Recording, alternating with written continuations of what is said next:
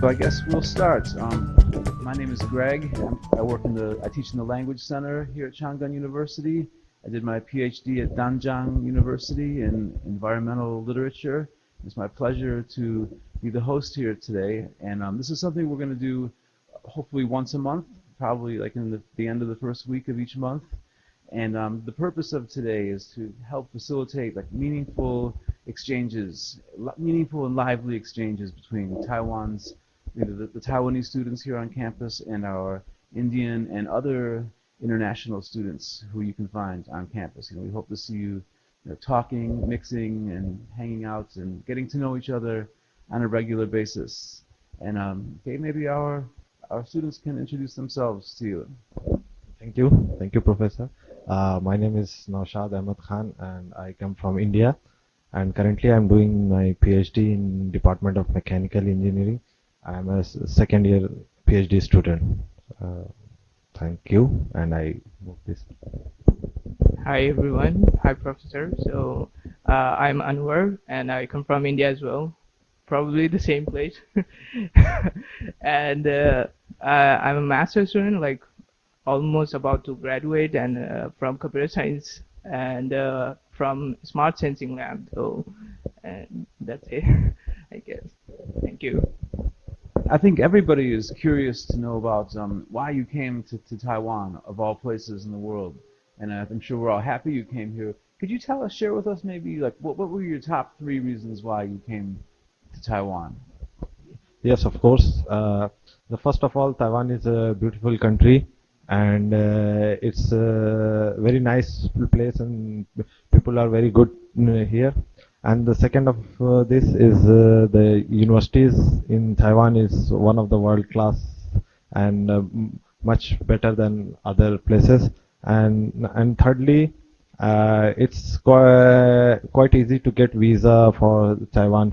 Coming from India, it's not a big deal to get visa to Taiwan. So these are the 3 reasons that we have for coming to study in Taiwan. So I'll pass to my friend. So for me, it's a bit different though. It's like I thought maybe I'll come here and it's like I'll get a chance to grow and this like because my field is IT and I feel technologically Taiwan is contributing very well to the world. So I thought it would be a very good chance for me to grow here. And the second one is like sense of security. Like if you go out, parents ask you, is like, is the country safe or not? I say, and then I list out, search on the Google, and Taiwan pops on one of the safest country in the world. So it's very good. And the third is like I want to explore, and it's really a very beautiful country. I've been exploring it when I get time, and it's really very beautiful. Those are very good reasons, similar to mine as well, and I agree. It is a beautiful country, especially when you get up into the mountains and even the cities. And you mentioned like a higher ed, so you're a PhD student, you're a master's student. I'm curious, like how does the higher education system differ between India and Taiwan? Based on what you've seen so far, what you've experienced. So based on my experience, I would say I just graduated. I was an undergraduate student there, and then I just graduated and moved here. So I could say I'm a bit fresh. So it's like we back home approach more like a theoretical approach. It's like you study the bookish thing, you don't practice, more like practical approach. Here I'm not saying like every class back home is not like that. But here is like most of the class we have projects and we have to do it. So it's like we learn theories as well and we practice it. Like we do practical, and that makes your learning more precise. So it helps very much to get, how to say, compared to just theories. For me, it's a little bit almost same, but different. Like after graduating my bachelor's in India, I worked for a little, and then thought that maybe the work is not so best for me. So I tried to have the higher education, and then got to know about masters from Taiwan. So, and the reason of choosing masters in Taiwan is because we have Taiwan is much more practical and technologically more advanced country than my country. So, if I have completed my masters and PhD in India, it would have been much more theoretical, but here it's much more practical based knowledge that we are having here. I imagine a lot of us here don't know too much about your country. I mean, I've been to just only to New Delhi for like 4 days, and I loved it. I mean, I was engrossed by the food, and I didn't even bother going to Taj Mahal because I didn't feel like getting on a bus and being stuck in the traffic jam. And I was perfectly happy just being in the city for those 4 days. But like maybe you could tell us a little bit about your country, like what kind of like are there different languages there, and does the country like vary greatly between north and south, northeast and west? Like what's it like? It's very challenging. It's very diverse. It's like if you move like 100 kilometers from current place, you'll find different dialects. The languages they change. I mean, the base of the language is same. I mean, it's like English, but the accent and the dialects they change. So it becomes more like their own transition and how they adapt to the language. So it's believed that every 60 kilometers dialects change. Every 60 kilometers. Yes. And are they interchangeable though? I mean, can you understand Yeah. them? The easy part is like you can divide them into 2 or 3 regions, and you can see it's like north and south, then the eastern part, and the central eastern part.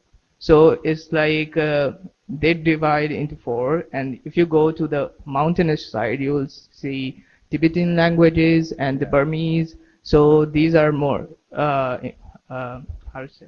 Just so you know, he said if you go to the north, you'll see that you'll encounter the Tibetan languages. Tibet and Chinese. Like extreme north. Yeah, it's like Shizan, and I don't know if you know that the Dalai Lama actually lives in India and lives there. Yes, he resides in Dharamshala in Himachal Pradesh. So, and the southern part of India, it's also like they follow Dravidian branch. So their language is entirely different from the northern part of the India.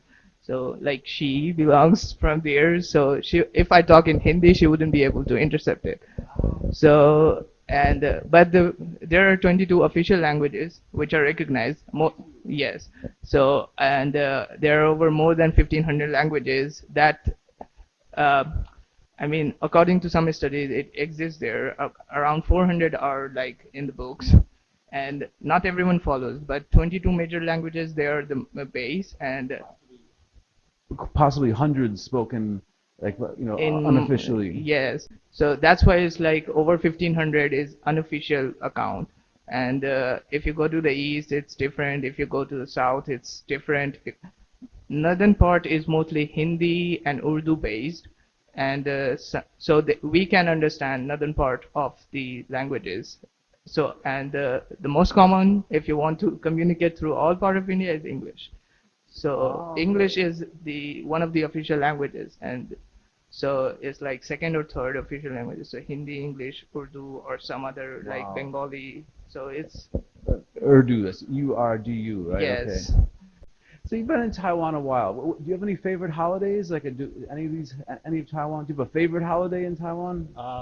For me, I like the Moon Festival because we got a lot to eat. Because one of my friend invited me for dinner, and I think that was the food was nice there. So basically, we like the Moon Festival. You have to be careful of the mooncakes. I heard that some of those mooncakes are upwards to 1,000 calories a piece. For me, I think it's still okay. For 1,000 calories, still okay, but that's not a concern for me.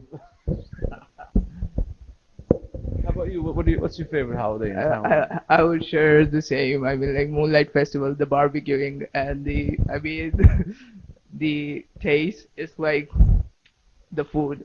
I would go for that. And apart from that, it's like the Chinese New Year because we got holiday, we can get ourselves some day off. and travel around. So I would say moonlight first, then Chinese New Year.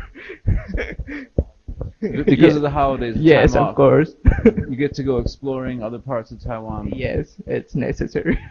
Well, I imagine maybe some of us here don't know too much about India's holidays. Like, is there any equivalent of Chinese New Year or any kind of holiday, maybe some kind of unique holiday you can tell us about that maybe we wouldn't know about unless we talk to you? I actually made a PPT, and it's like few slides. So it's like you can see here, it's Diwali. So this is a Hindu festival, and it's like we celebrated lights, so lots of fireworks, sweet exchange, people come over. I, it's a lot to put in, so I don't have time. I didn't have time to prepare a lot. So it's like just how it looks. And yesterday was Diwali. So it probably would have looked like this if we were back home. That looks And very exciting, beautiful. yes, it's like you light up your house, like you decorate it with these lights, and then you. I think we shouldn't do the fireworks thing because it's pollution. Everybody in the neighborhood decorates their house like this. Yes. So you walk down the streets and everything is alight like Yes, this. yes. The Wow. whole city and is lit like this, and it's beautiful while going through the streets at night, and lots of sweets exchanges and family come together. The other one is Holi. We celebrate at the dawn of maybe at the starting, and that's like play with colors. This is Eid for Muslims, and there are two Eids a year. So because we are a diverse country, it's not just has Hindu festivals. If we celebrate Eid, we celebrate Christianity. I mean the Christmas, and it's like Sikhism. It's like a too much to put into the Sure. slide, so I didn't put So all of them. These are like major holidays.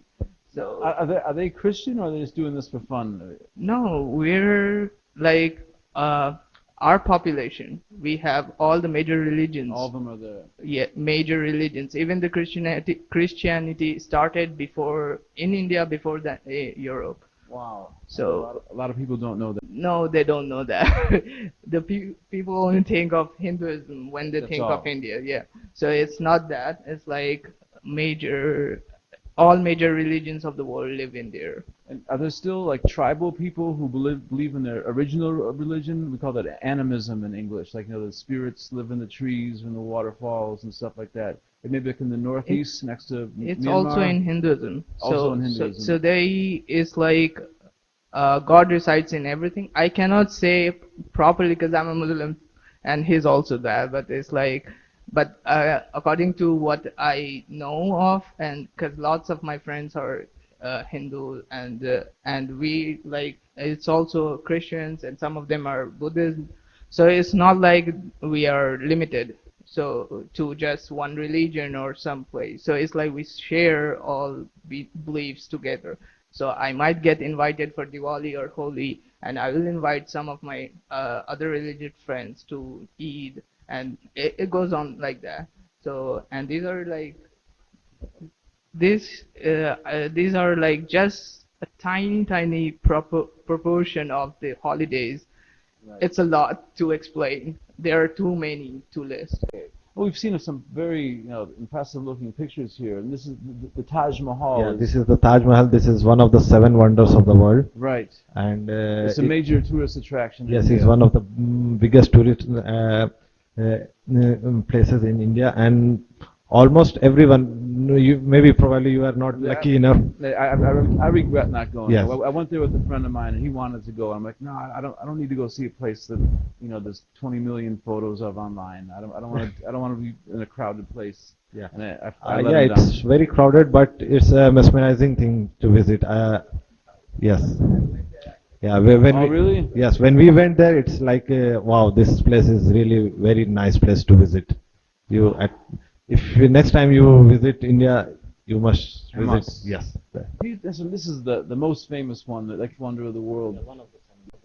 Can you tell us some of maybe mention a couple of the lesser known tourist Yes. attractions of India? So here is like you visited New Delhi, right? Yeah. This is Humayun's tomb in New Delhi. I've been to this one. Yeah. So actually, Taj Mahal is inspired by this. So this was built before that, and it's a tomb as well. And it's allegedly, I think it's his grandfather or something. So Taj Mahal is also a tomb, right? Yes. Okay. So, and this is like built by his grandfather or great grandfather. I don't know. We can go next. Okay. So this is Konark Temple. It's probably over 5,000 years old, and it's like it's called Sun Temple, and it's in the central part of India. I don't know the graphics, but it's like it's really really ancient. You know, I just can mention this reminds me of Cambodia's Angkor Wat. You know, Ugaku in Yes. Chinese. I believe that was inspired by India's Hinduism, probably inspired by this One of building these maybe. and by Indian culture, right? So this is built before that though, and it's under renovation nowadays because it's really old and but it's still standing strong. You wouldn't believe that it's for 5,000 years or something or 2,000 years. So I will go next. So this is the largest Hindu temple in the world, and it's like colorful, and it exists in the southern part of India. So I tried putting it in here because it looks mesmerizing, Yeah.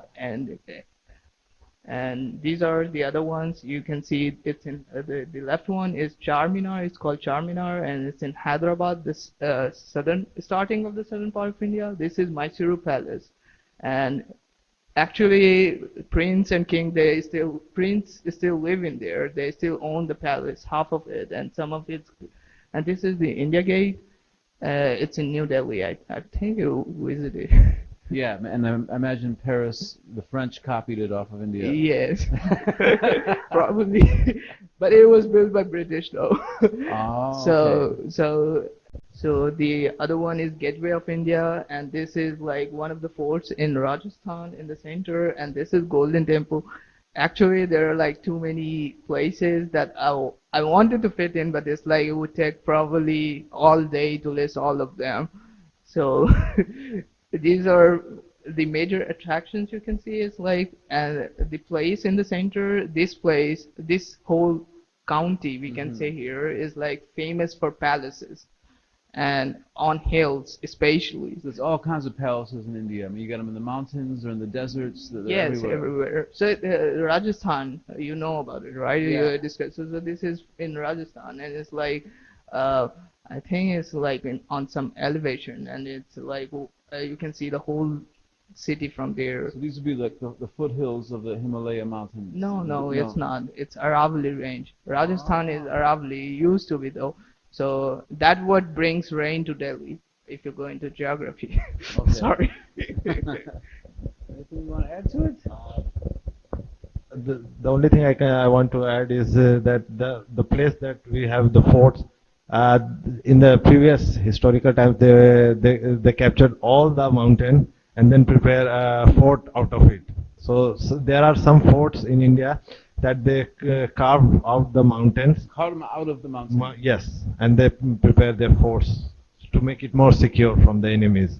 So they are still, and some of them are still standing in there, even after maybe 1,000 years or 500 years. So they, at that time the technology was very good compared to right now. Right. Yes, Better than today, right? maybe better than today, because even after 1,000 years they are still standing tall.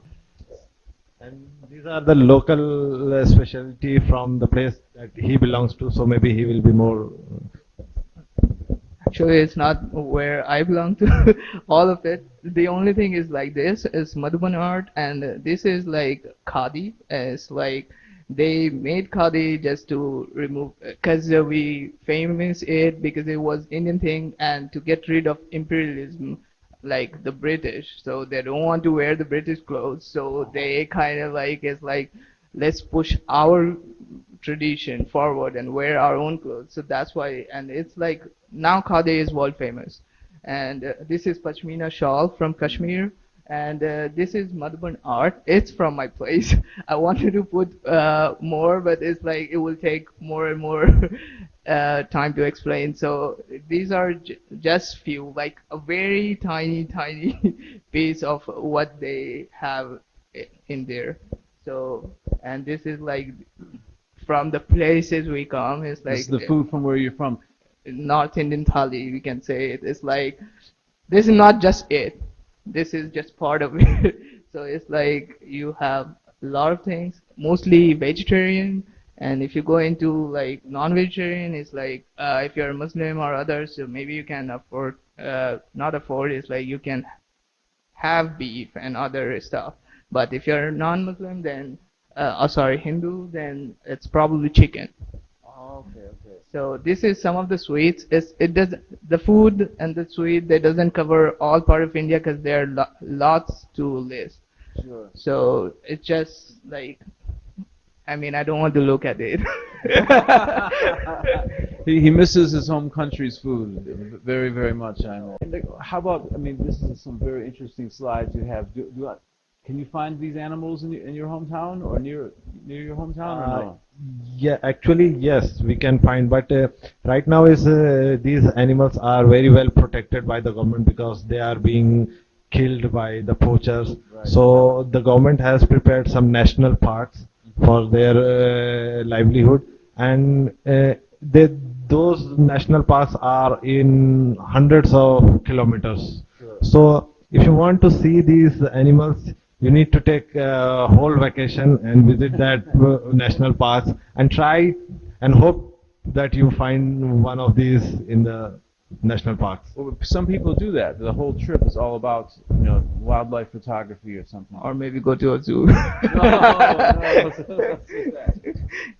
So I mean, it's not. These animals are exclusive to India. Some of them, it's like at least the macaques and the lion-tailed macaques and the king cobra. They're exclusive to this part of the world because they are. There's cobra, there's king cobra. King cobra is supposed to be taller and longer than the cobra, and they spit more venom when they bite someone. they're deadlier. Yes, and the one-horned rhino, it's from Assam, and they are very highly protected. They're like less than 2,000 in number right now. And I think most of them are in Kaziranga National Park, Yes, right? so that's the only place I think the rhinos are there in India, and apart from some in Nepal. And the Asian elephant and the peacock.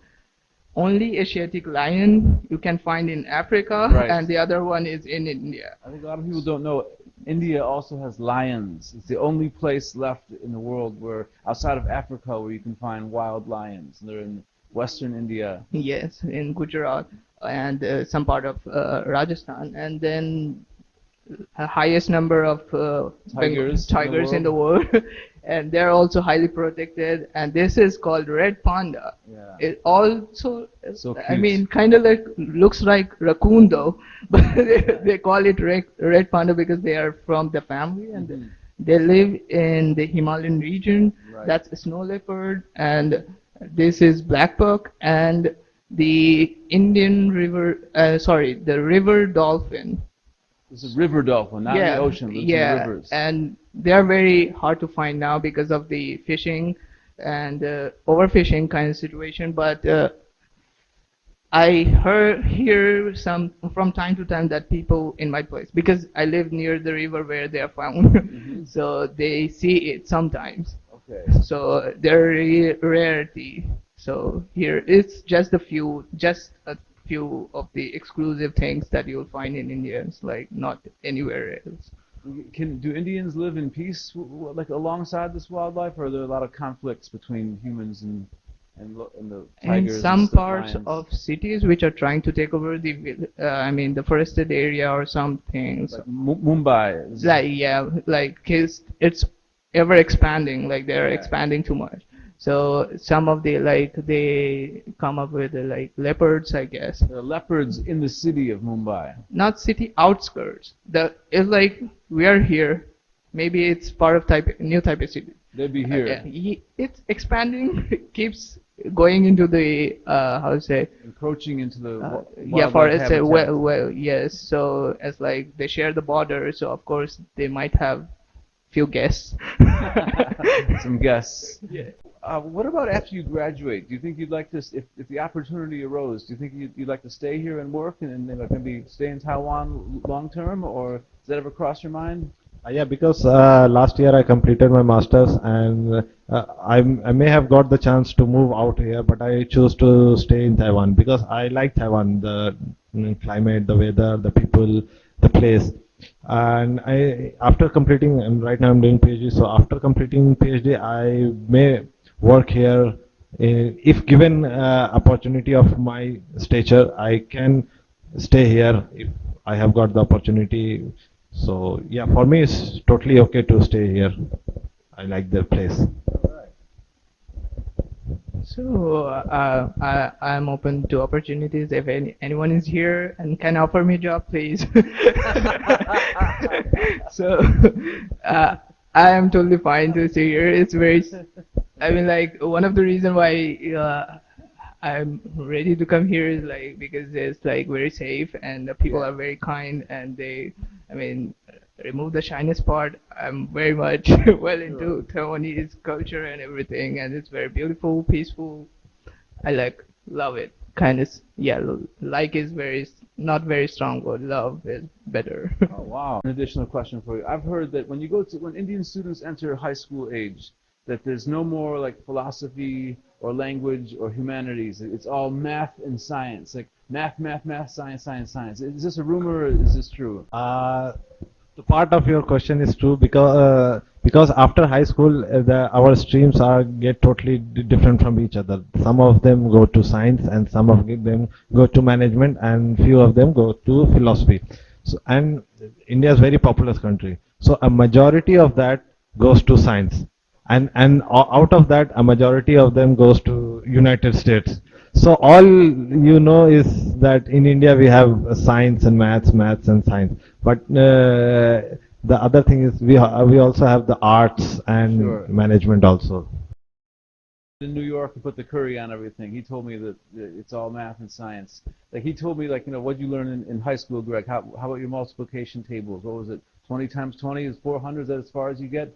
He told me you could walk down any hallway in any high school in India, stop a random person on this, a random student in the hallway and be like, excuse me, what's 15,735 times 39,654?